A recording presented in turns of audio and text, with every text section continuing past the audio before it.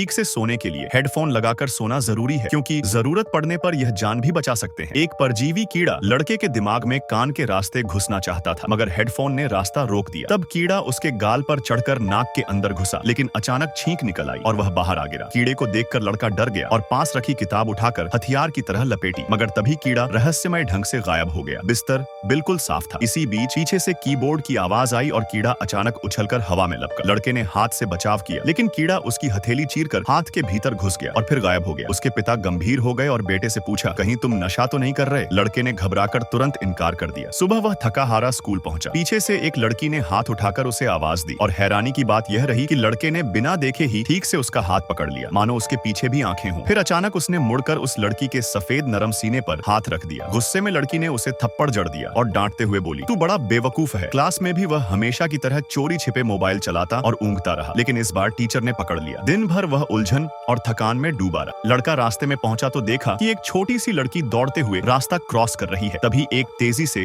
गाड़ी उसके तरफ आ रही है। लड़के ने तुरंत बिना कुछ सोचे समझे लड़की को बचाने के लिए दौड़ पड़ा और गाड़ी को हाथ से रोक लिया। फिर एक छोटी लड़की जोर जोर से रोने लगी और उसकी माँ ने उसे कसकर सीने से लगा लिया। यह देखकर लड़का घबराकर तुरंत वहां से भाग निकला और घर लौट आया। दराज से एक छोटा चाकू निकाला और हाथ में पकड़कर ऊपर उठा लिया। उसके चेहरे पर पक्का इरादा झलक रहा था। वह आजमाना चाहता था कि उसका दायां हाथ अभी भी इंसानी है या नहीं, लेकिन अगले ही पल उसके दाएं हाथ में भयानक बदलाव आने लगे। उसमें मुंह, आंखें और हाथ जैसी अजीब आकृतियां उभर आईं। लड़के ने बनावटी मुस्कान के साथ खुद को सामान्य दिखाने की कोशिश की, मगर अचानक चाकू से हाथ पर वार कर दिया। पर हाथ ने बड़ी आसानी से चाकू